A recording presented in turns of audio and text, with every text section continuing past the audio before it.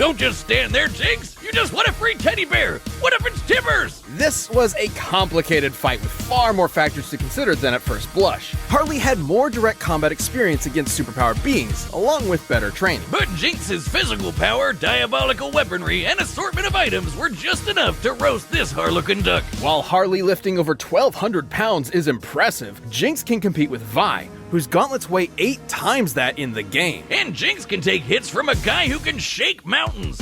A bit beyond Harley's level of strength. Harley may have been more naturally acrobatic, but Jinx's hex tech and intangibility matched and outclassed that mobility. The teleporting tablet alone could control the entire fight, since Jinx could send herself or Harley just about anywhere. And while Harley had a moderate healing factor, she's never regenerated entire body parts before, so a big enough kaboom would definitely kill her. And Jinx's weapons were strong enough to do just that. In order to destroy over 13,000 tons of rock from such a distance, Lux's magic explosion would need a yield of about 20 kilotons of TNT. And Jinx's Hextech and Chemtech are similar to Lux's magic in speed and power. Even if we scale Harley's durability to Batman surviving this massive explosion, the potency of Jinx's weaponry outpaces it more than 300 times. Sure, Harley is legitimately intelligent, but so is Jinx, as evidenced by her inventions and routinely outwitting Vi and her task force. Plus, Jinx is typically distrusting of people she's just met, so Harley's potential mind games were likely to fall on skeptical ears. Jinx was much more likely to shoot first and ask questions later. Now, Harley still had her wide array of poisons and chemical agents, like the Joker Venom, which would kill most opponents in minutes. However, after living her whole life in the toxic cesspool of Zaun, her tolerance for poisons is clearly much higher than a normal person. Not to mention, the Quicksilver Sash could simply end any unwanted effect on her. Ultimately, Harley couldn't stand up to Jinx's physical power, superior technology, or overwhelmingly explosive arsenal. Harley clowned around only to get her bell rung by someone out of her league. The winner is Jinx. Now that's a magic trick that's to die for! Analyzing this matchup was like walking on a tightrope. It could fall either way at any point. Because at the end of the day, both these ladies could do basically anything with their magic. All they had to do was think and shit would happen. They were totally even. At her peak, Wanda was able to threaten the stability of all creation. And at Zatanna's best, she was able to hold back Prolaya, who could do the exact same thing. And despite some differences, the omniversal cosmologies of Marvel and DC Comics are roughly equivalent in size and scope. All that was left for us to look at was their weaknesses. While both were as powerful as one another, Wanda needed to tap into the life force to reach that pinnacle, and doing so threatened her sanity. Let's take a closer look at the events surrounding House of M, where Wanda's powers were at their maximum. Despite admitting that she was way stronger, Doctor Strange managed to get the best of Wanda with a cool head and a spell that briefly knocked her out cold. His wits against her mental instability were enough to turn the tide. To be clear, this instability definitely wouldn't affect her power. She was still strong enough to create a completely new alternate reality and then erase it just as easily. What it would do is leave her open. Also, take her No More Mutant spell. As insanely powerful as it was to affect the whole of Marvel's creation, it wasn't entirely successful. There was still a tiny portion of Earth's mutant population left unaffected, likely due to interference from Strange and Emma Frost. Against Zatanna, who was just as strong and not losing her mind, she wouldn't be able to afford that kind of lapse, even for an instant. On the other hand, Zatanna has managed to maintain her willpower fighting foes just as strong as the Scarlet Witch, so she didn't have the same kind of exploitable weakness. And remember, she doesn't actually need to say her spells backwards. It helps with her concentration, but all her spells come from her mental impulses, just like Wanda. She's consistently pulled off non-verbal spells in the past, even against beings as strong as Prolaya. In the end, Z definitely had enough experience fighting smart and keeping on her toes to hang with Wanda long enough to get in a finishing blow. While there were definitely versions of this battle that could have ended with Wanda victorious, Zatanna's cooler head and effortless magic allowed her to prevail. I guess you could say Wanda never saw it coming, and Zatanna maxim offed her. The winner is Zatanna. KO! I'm not crying. I'm only crying really hard. Holy shit, hold me, bro. Please don't touch me. On paper, Tanjiro did initially seem to have more advantages in this bout. For sure. He'd been training for way longer than Jonathan, and with way more experienced teachers. Tanjiro's Demon Slayer journey took place over a couple of years, while Jonathan's Ripple training was less than a month. Tanjiro was obviously a superior swordsman with a variety of powerful techniques and katana magic, while Jonathan really only improvised as a swordsman. But that's where the advantages stop. Sure, Jonathan wasn't a natural swordsman, but he more than made up for it in hand-to-hand combat, while Tanjiro was pretty much out of options without a blade. Jonathan also had an edge in strength. Comparing Tanjiro to Doma and JoJo to Tarkus, Jonathan was over twice as strong. And while Tanjiro later fought the more powerful Muzan, Jonathan did the same with Dio. He was way faster too. While Tanjiro and his pals could dodge lightning, we can compare Jonathan to other Ripple users like Joseph, who could dodge light, which is over 3,000 times faster. That might seem crazy, but in Part 3, Dio was able to keep up with stands like Star Platinum, which can move faster than light. Dio did this on his own, and that was while using Jonathan's body. Even with multiple ways to predict Jonathan's movements and see the flow of his Ripple with X-ray vision, Tanjiro would not have been fast enough to keep up. Especially with the Ripple backing him up. Sure, the water and fire Tanjiro generates is impressive, but Jonathan was tough enough to power through it. Tanjiro, though, had no way to defend against the Ripple bypassing his durability and directly messing with his organs. Such as manipulating his muscles like a puppeteer, or directly shutting off his brain or heart. Something other Ripple users have done to ordinary humans with a single zap. And Jonathan had the opportunity to do this literally every time Tanjiro blocked his blade. Sure, Tanjiro could recover himself with a breath, but that'd be a breath spent healing and not, fighting. And while Sun Breathing's overuse was dangerous to Tanjiro, JoJo's Hamon had no such drawback. Which meant that JoJo could keep fighting for as long as he needed to. Tanjiro was never going to go down easy, but Jonathan's speed, Hamon, and righteous gentlemanly fists carried him to victory. Jonathan took Tanjiro's breath away. The winner is Jonathan Joestar. KO! Oh, I get it. Thor won because he's a natural blonde. Despite Vegeta's immense power and tenacity, the God of Thunder had him outmatched in several key areas. First off, the big one, who was stronger. Despite being up against the God of Strength, Vegeta actually matched up pretty closely with Thor. Both could output power far in excess of destroying a single universe. It's always tough to get an exact number for Dragon Ball Super's most powerful characters, but we can combine the size of Universe 7 with multipliers from Vegeta's transformations to get a rough estimate. It's important to note that Ultra Ego's power boost has never been stated, but we do know that Super Saiyan Blue Goku and Super Saiyan Blue Vegeta were roughly even in power. When Goku applied a Kaioken times 20 boost to fight Jiren, Vegeta kept up after going Blue Evolve, implying that both increases in power are roughly the same increase. Similarly, Blue Vegeta matched base Top, and needed Blue Evolve to keep up with Top's God of Destruction form, which is extremely similar to Ultra Ego in theme and purpose. Given this is the best current example of a measurable form akin to Ultra Ego, we can assume that Ultra Ego's boost in power, at least initially, could be extremely similar in terms of a percentage increase, making Ultra Ego's original state about 20 times more powerful than Blue Evolve. With that in mind, Vegeta at his peak could destroy a universe roughly 260,000 times over. And Thor was pretty close to that. Taking a look at the Marvel Universe's size, which has a radius of at least 1 trillion light years, as well as scaling to the Worldbreaker Hulk, Thor ended up only about 10 times stronger. Not terribly different, and it's definitely possible Vegeta's power could increase during the fight to match it. But even if he was stronger, it wasn't the only thing that mattered. Ultra Ego's damage absorption could only do so much against an opponent like Thor. Vegeta may have trained as a warrior from birth, but Thor has been fighting for millennia against a much wider variety of foes, allowing him to adapt to Vegeta fairly easily. And the fact that Thor was way faster gave him a lot of leeway to use that extra combat experience. Applying Vegeta's transformation multipliers to the shockwaves from Goku and Beerus' punches, Vegeta should be able to fight at nearly 300 quintillion times the speed of light. But scaling to Ares moving within plague time? Thor would be over 70 quadrillion times faster. More than fast enough to avoid Vegeta's key attacks, and even more importantly, absorb all of them with Mjolnir. This alone could shut down all of Vegeta's ranged attacks. Sure, Veggie could absorb it back with Spirit Vision, but he'd have to hit Thor first. And with that much of a speed difference, that's easier said than done. And since Thor can just will the energy out of somebody, he could just take it right back, and then some.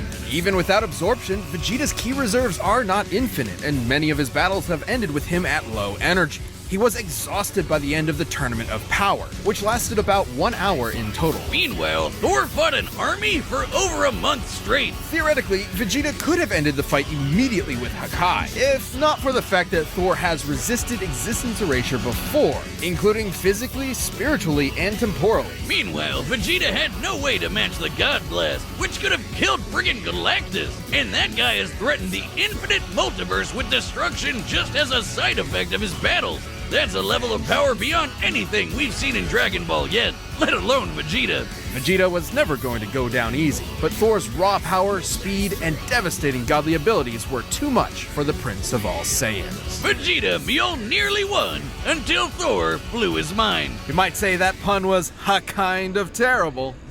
You don't do puns! We've talked about this! Aw. My thing. Well, the winner is Thor.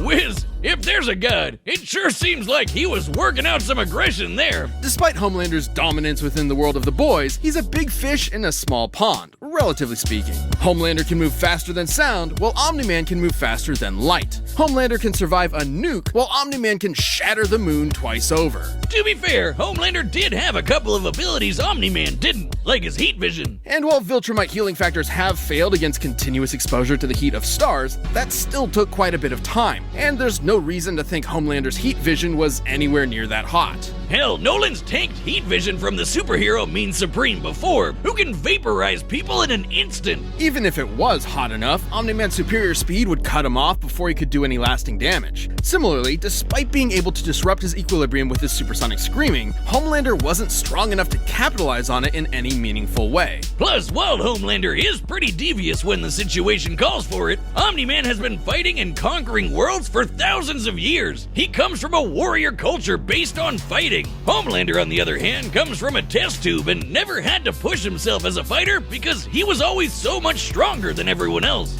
And that's the key difference between them. One is a warrior, and the other is a bully. Homelander was never going to give up easy, but Omni-Man's skill, power, and Viltrumite heritage earned him the win.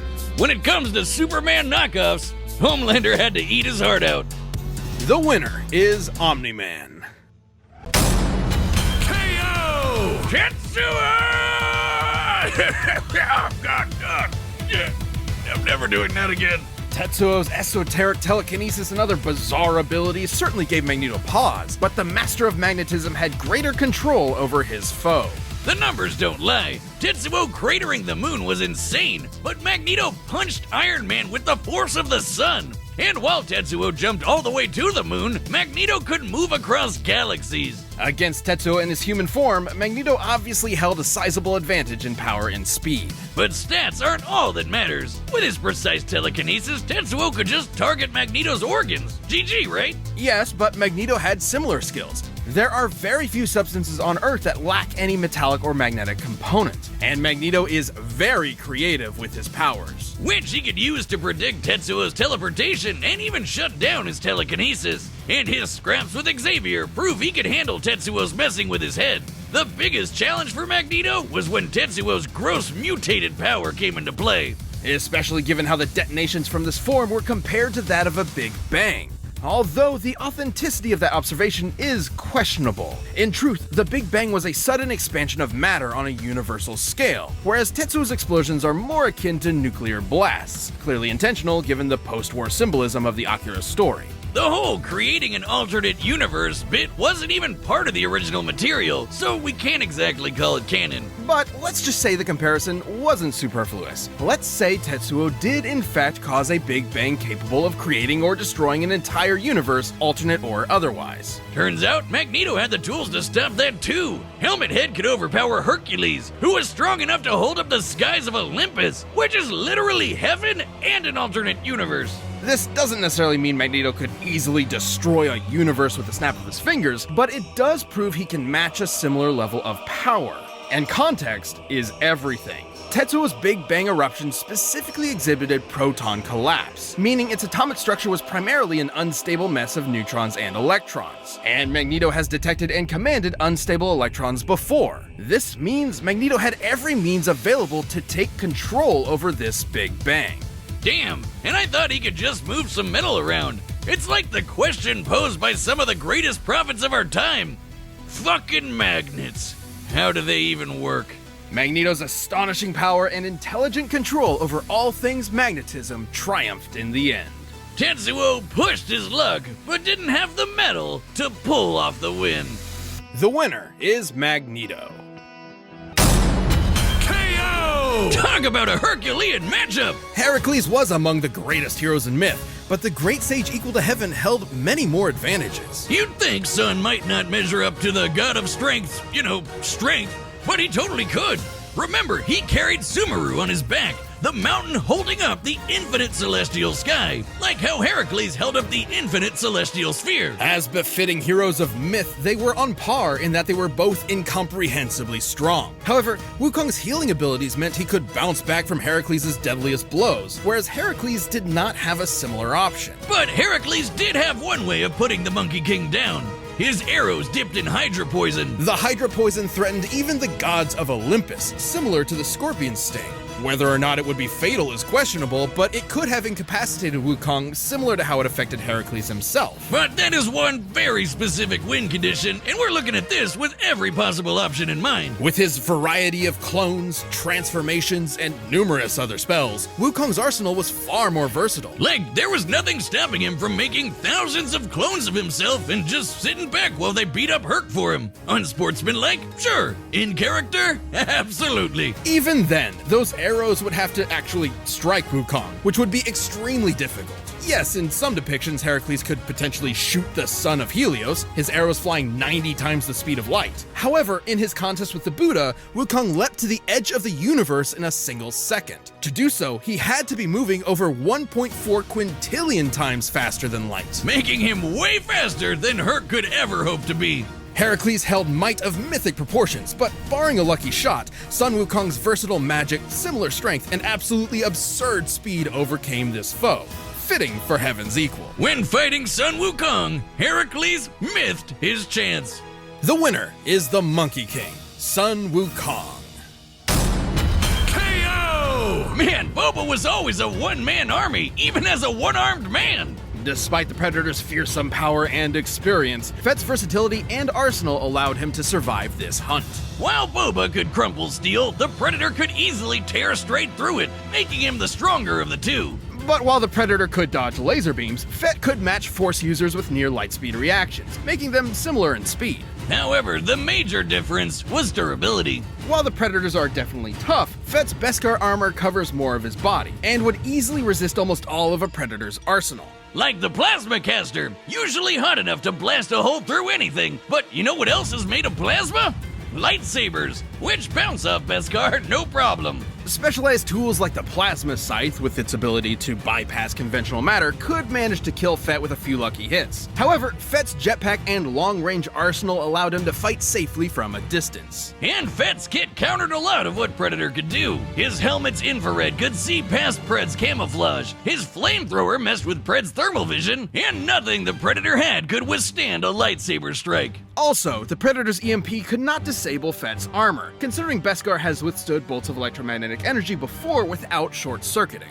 That's not to say the Predator was totally outmatched. He had a lot of similar gear, and a peak Predator would have had centuries of combat experience backing him up. Way more than Boba. However, Fett was generally trickier. Predators fight with a code of honor and rarely, if ever, employ dirty tactics. While Fett isn't totally without honor, he still employs dirty tactics to win fair fights, and was more likely to outfox the Pred given the chance. Of course, none of that would have mattered had the Predator taken them both out with his nuclear suicide bomb. At its epicenter, it would have been more than powerful enough to fry Fett. At its epicenter. The further away you are from the center of a blast, the less energy you're getting hit with. By our calculations, Boba only needed to get about 50 meters away before the energy he was tanking was only about as much as your average thermal detonator, which the Beskar can survive. And given the countdown lasts 40 seconds, there was more than enough time, especially with a jetpack. Hell, Arnie escaped the same attack just by sprinting.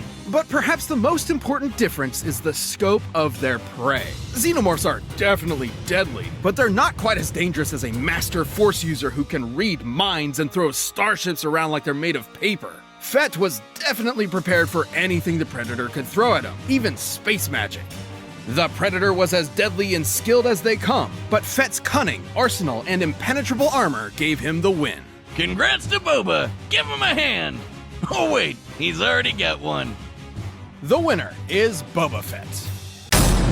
KO! Chalk one up for the Calc King, the Math Boy, is back. Oh, infinite ammo, Wiz. He had infinite ammo. Sure, and yes, that is 100% indisputably canon, but there was a lot more going on here that eventually gave Excalibur the win. I guess so. Both were super skilled swordsmen and ninja, and their speeds were almost even, so the fight was ultimately gonna come down to whose tech was better. And I've gotta say, it looks like Excalibur just had a lot more to pull from. Warframes have access to an absolutely absurd amount of varied weapons. Despite Raiden's unique armaments, they were never going to stack up in sheer quantity. And consider specific guns like Glaxian, which can halt molecular movement, a direct counter to Raiden's high-frequency blade. While Excalibur may not always be carrying it, every Warframe is proficient with each of their over 500 weapons. One blast of that, and Raiden might as well be working with a regular slab of steel. Excalibur was way stronger too. Sure, Raiden could cut through giant Metal Gear rays made of carbon nanotubes,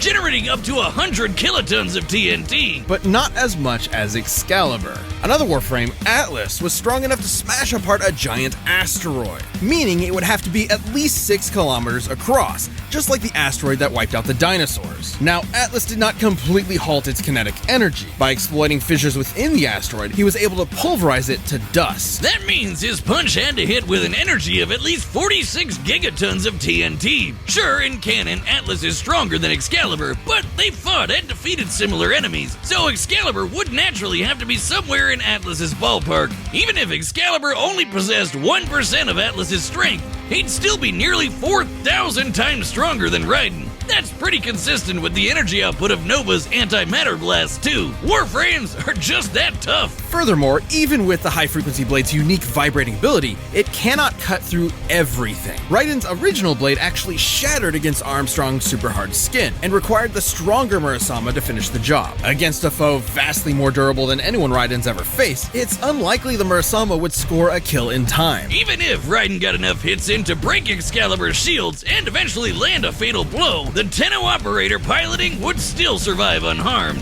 Raiden put up a valiant effort, but Excalibur's absurd arsenal, impressive durability, and raw power put an end to the silver-haired swordsman. Excalibur had the metal and the gear to make Jack R.I.P. The winner is Excalibur. Told you so. I never thought Wick could lose, but I guess I'll never say never again. Though his skills and brutal tenacity would have saved Wick initially, against James Bond, you only live twice. You mean once, right? I know what I said. Well, despite all that, Wick met his match in Agent 007. And match is the optimal word here. Wick may have been an expert martial artist, but Bond has actually practiced several of the same styles Wick has, and has been shown to be just as skilled a fighter, even defeating master martial artist himself. Wick's ability to shatter a floor of bulletproof glass definitely makes him superhumanly strong, but Bond has fought off similarly powerful henchmen in the past. And while Wick's speed and accuracy with a gun may look unbeatable, Bond's is just as impressive. He's landed accurate shots just as well as Wick ever has, but more importantly, he has a faster quick draw. That's right, despite being played by Neo himself, Wick has never dodged bullets. Bond, on the other hand, has, and that superior speed gave him an edge in both close-quarter combat and on the draw. Though since both had body armor, the fight probably wasn't going to be won by guns alone. And that's where Bond held his biggest advantage, his gadgets. There was no way Wick would see an exploding pen or a laser watch coming, and that's the whole point of Bond's gadgets. They're seemingly normal, everyday objects that'll take his enemy by surprise. Given time, Bond has always used these to come up with game-winning strategies, even against numerically superior foes, especially with his more absurd technology like the invisible nanosuit and remote-controlled explosive drones. Wick's endurance might be mind-blowing, but he isn't invincible. He can keep fighting even on death's door, but the deadliness of Bond's trick weapons would not have given him that option. Diamonds are forever, but against someone just as skilled with an arsenal straight out of science fiction, Wick's luck definitely wasn't. Bond may have been the spy who loved me, but against Wick, he was going to live and let die. And you can bet tomorrow never dies. Nailed it. Look, I just had to fit the last few movies in, okay? Oh, wait, shit! I forgot about Octopussy! The winner is Bond. James Bond. KO! And Sabanur sure brought the apocalypse to Kahndaq. And our camera, goddammit! Whiz, that's gotta be like, what, $30 whole?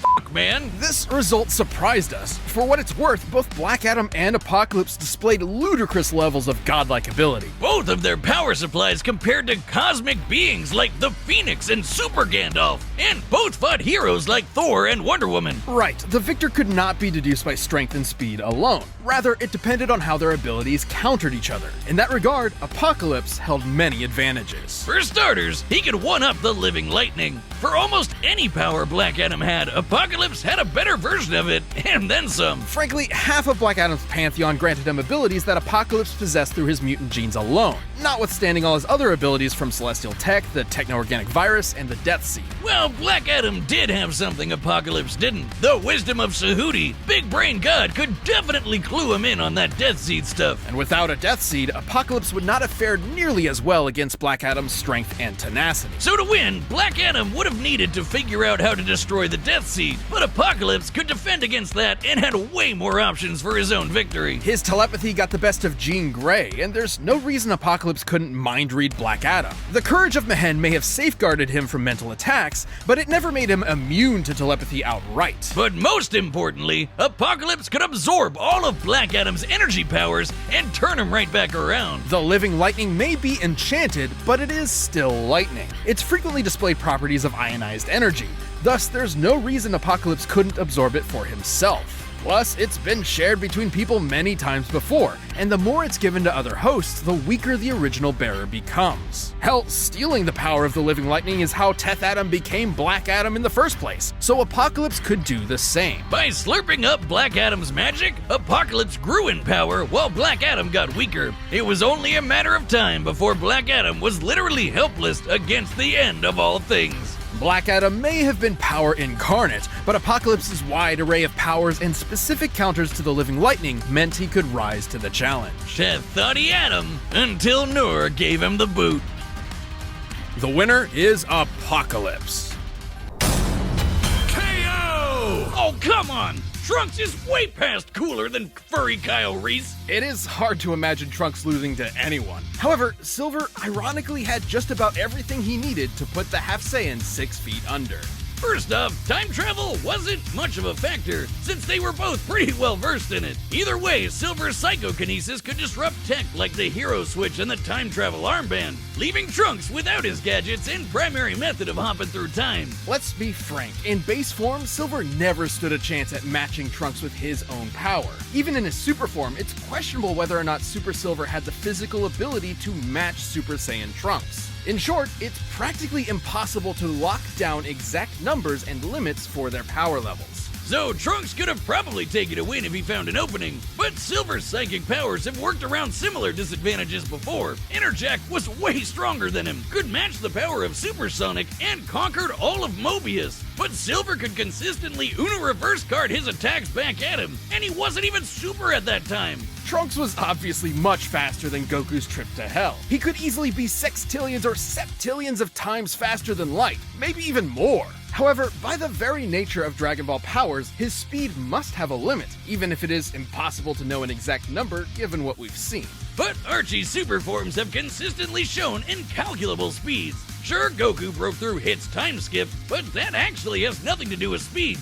As explained by Whis, the effectiveness of time manipulation in the world of Dragon Ball depends on the difference in power level between the caster and their target. Such as when Kranoa attempted a time stop on Mira and failed, due to Mira's energy being stronger. Xeno vs. Goku has also mentioned how increasing his energy affects space and time around him. In any other matchup, this would be totally buck wild itself. But no, Archie super forms just have to break time itself. It's also difficult to put an exact number on Trunks' maximum level of power. The strongest beings in his continuity can affect his entire multiverse, which has infinite timelines plus the crack of time outside. In contrast, chaos magic wielded by a super form like Supersonic can rewrite the infinite timelines in Archie Sonic's multiverse, plus the extra-dimensional realms outside, like the Chaos Force, Pocket Zones, Mega Man's own infinite universe, and yes, possibly even a multiverse with Spawn.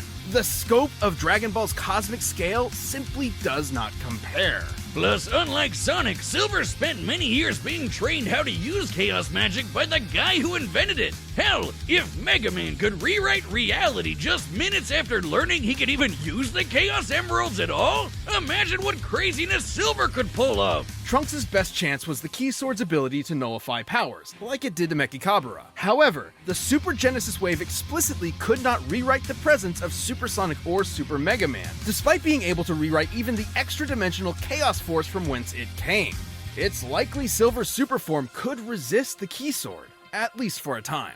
Ultimately, while there are many versions of this battle where Trunks can win, Silver's superior abilities close out a victory more often than not. To make things brief, Silver was just hogging the spotlight. The winner is Silver the Hedgehog. KO! What is it with ridiculously OP nautical-themed cartoon characters on this show, Wiz? This was an incredibly close fight.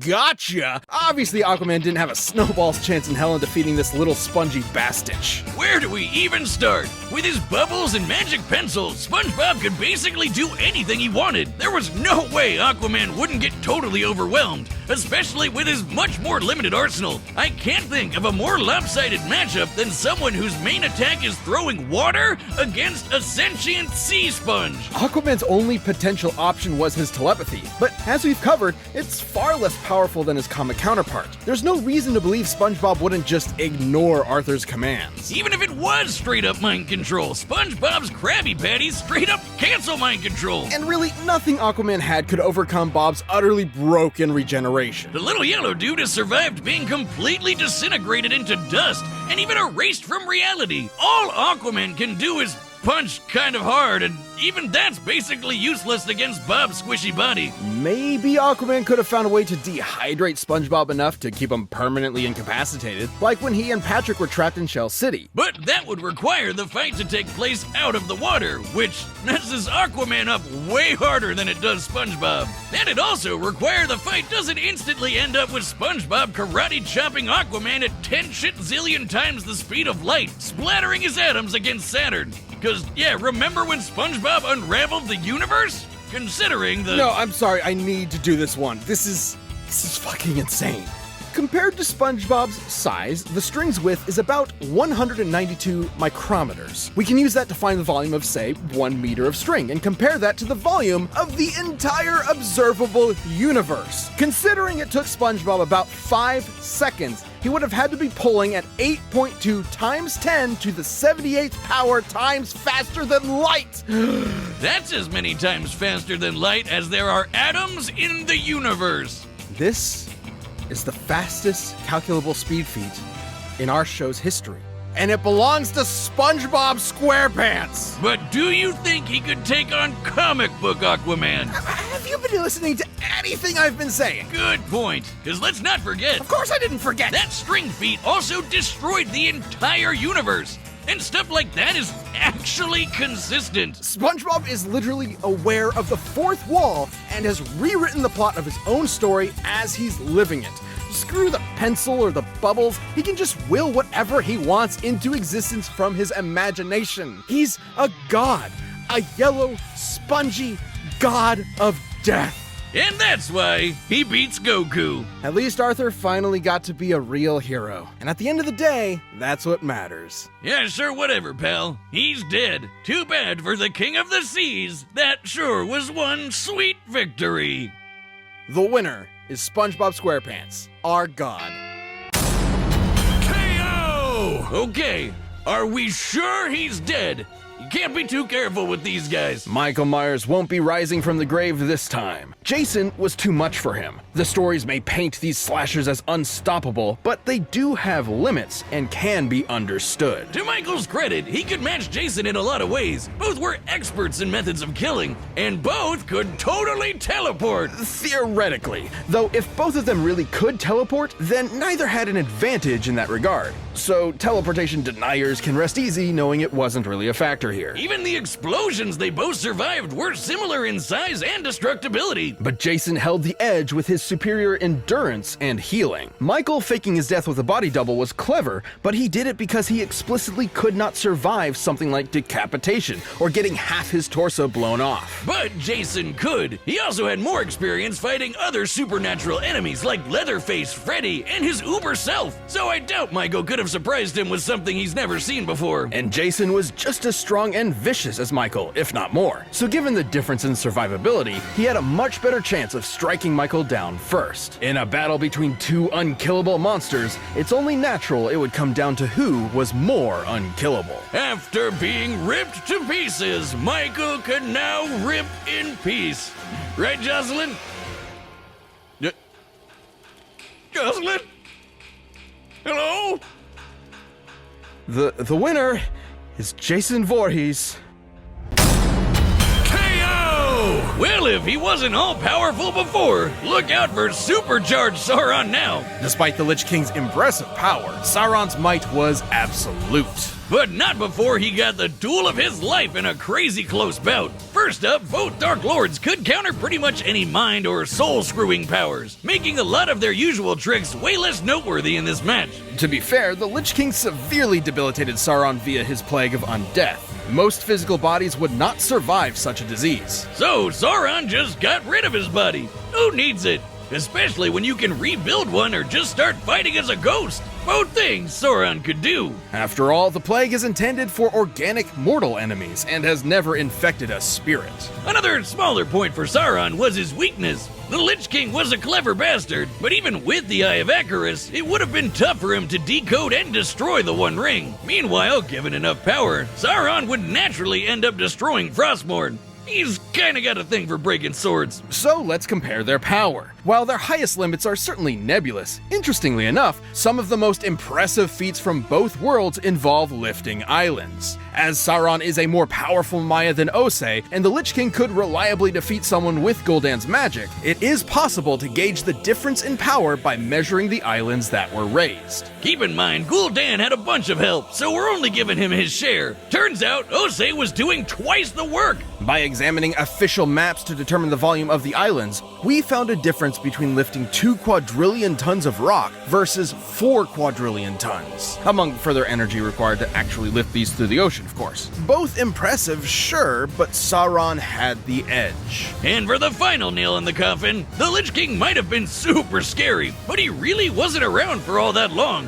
At least not when compared to the experience Sauron has warring with the world for thousands of years. The Lich King certainly posed a threat to Sauron, but the ruler of Mordor's awesome might, enduring spirit, and millennia of treachery proved him the superior Dark Lord.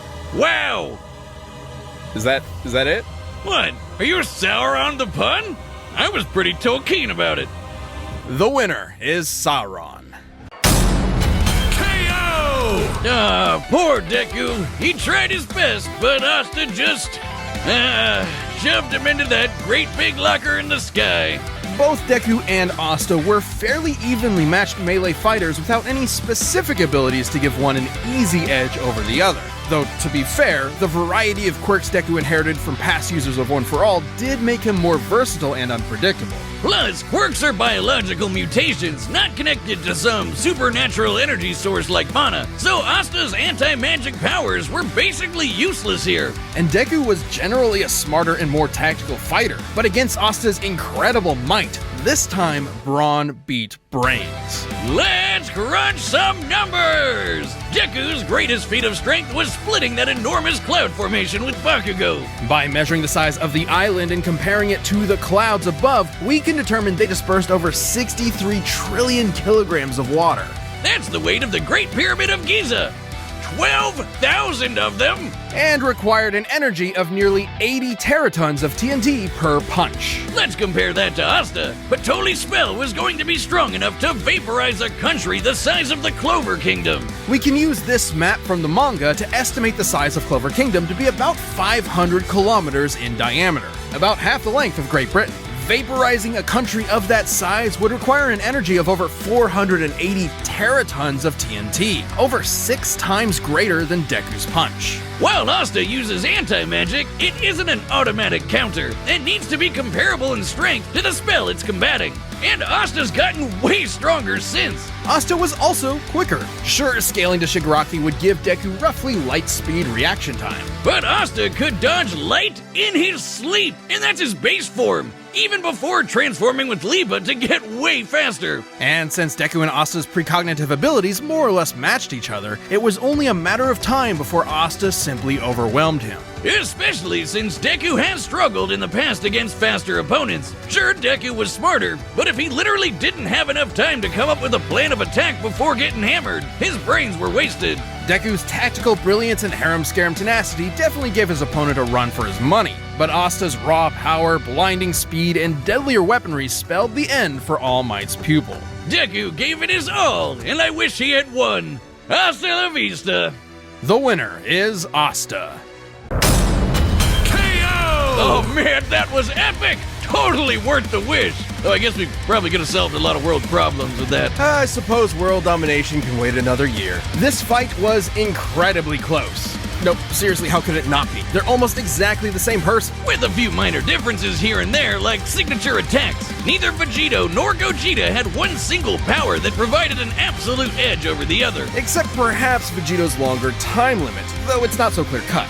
Both have overtaxed their energy quick enough to end their fusions in less than 10 minutes. Time isn't the only factor, but also whatever is maintaining each fusion. Gogeta's body and Vegito's earrings. It's possible Vegito's power can actually drain the Zatara faster than Gogeta's does his own body. Still, it's twice the time, and that definitely gave Vegito more flexibility and strategy. So more often than not, it's safe to say Gogeta would run out of juice first. Also, when Vegito or Gogeta defuse from power overuse, it's typically difficult for them to immediately fuse again due to that lack of energy. But Vegito had another one over Gogeta. No matter what, he'd always have a very slight power advantage.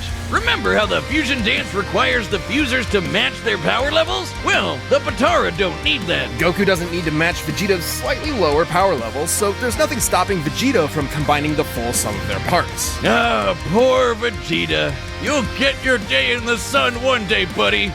Oh, who am I kidding? This might be what Old Kai was referring to when he said the Zatara had a greater effect. But hey, could Gogeta have destroyed the earrings? Nope! He would have had to be able to overpower Vegito first, like how Goku could only destroy Kefla's earrings after he reached Ultra Instinct. Remember, when comparing levels of power in Dragon Ball, the greater one can overrule almost anything the weaker one does. The earrings likely tend to be protected by the user's ki aura, similar to their clothing. The only time we've ever seen Zatara damaged or specifically targeted are when the wearer is overwhelmed or in a vulnerable state. If any stray ki blast could destroy them, we'd have a lot more broken earrings by now.